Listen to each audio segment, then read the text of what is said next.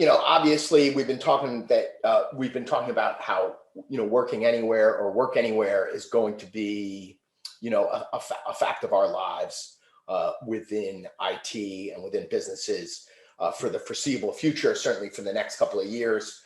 And that, having and combining synthetics plus RUM for enterprise apps, legacy apps, SaaS apps is the right strategy for EUEM and for monitoring the digital experience for your end users. You're going to need to be able to resolve network issues and understand outages that support these flexible work models. Integration is always critical, integrating other tools like ServiceNow and different logging tools and different monitoring strategies, different network operations center dashboards is critical. So you should look for that from any kind of platform that you are interested in for EUEM. And the endpoints, the devices, as people move around and deal with these apps, becomes more and more critical. So you need to have good coverage for the entire end user experience, whether it's the SaaS apps, thick client applications that might be more and more leveraging SaaS or cloud, and how everything comes together at that endpoint for end users, so that you can understand their digital experience. Next.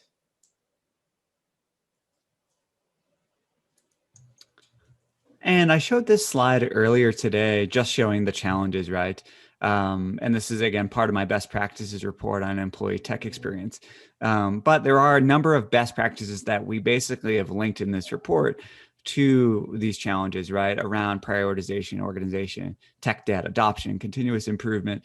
And so, I won't go super in depth into all of these because I do want to leave some time for questions as well. But when it comes to sort of the prioritization components, the big thing is to really make sure that you have a good understanding of where those gaps are from an employee experience perspective. And some of that is going to be from your telemetry data that you've started to collect through an experience management tool. Some of it is going to be through manual, interviewing, design thinking workshops, journey mapping, right? There's a human element to how do you prioritize this, particularly in the context of what is that user journey and understanding how technology fits within that journey overall. From the organizational perspective, staff goal setting is one of the major components. You saw the data earlier, just over half of folks are actually saying that they're goaled on experience improvement.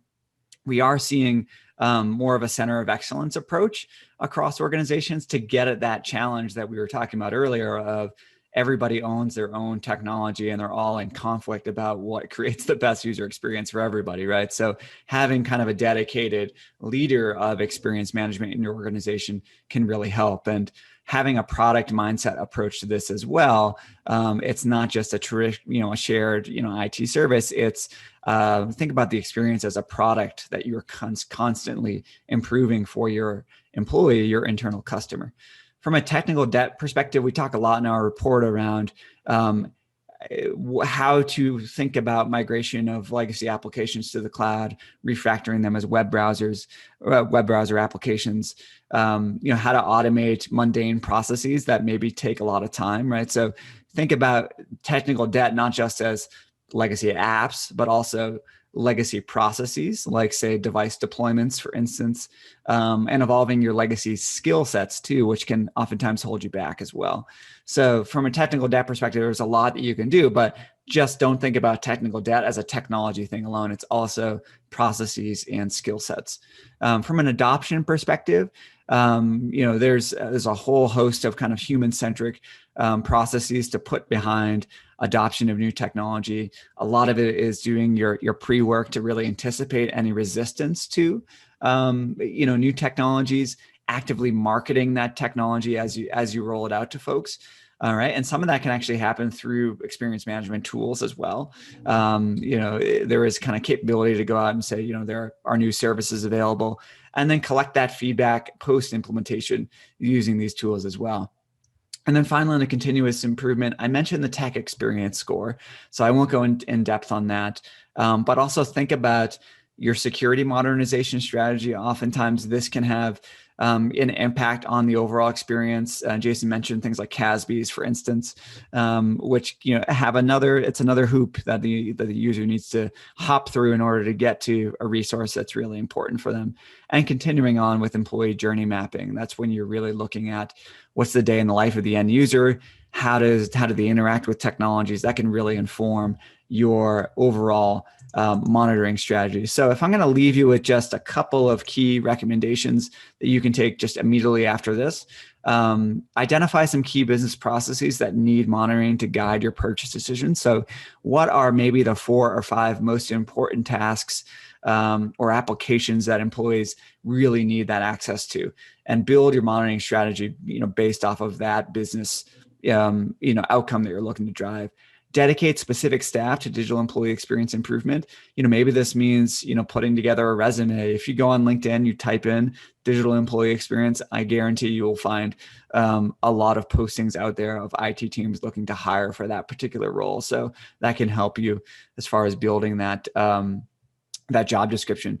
Develop new metrics in collaboration with the business.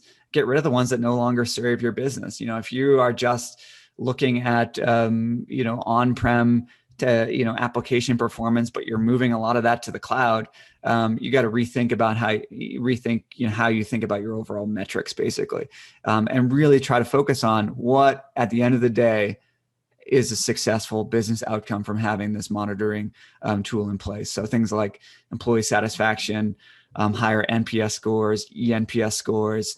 The goal ultimately is to tie this to higher levels of productivity and retention of talent, which is a very difficult thing to do, but over a long period of time, this experience can build up and enable you to kind of look at the overall impact of technology on your workforce. So that would be my 3 recommendations just to wrap things up here.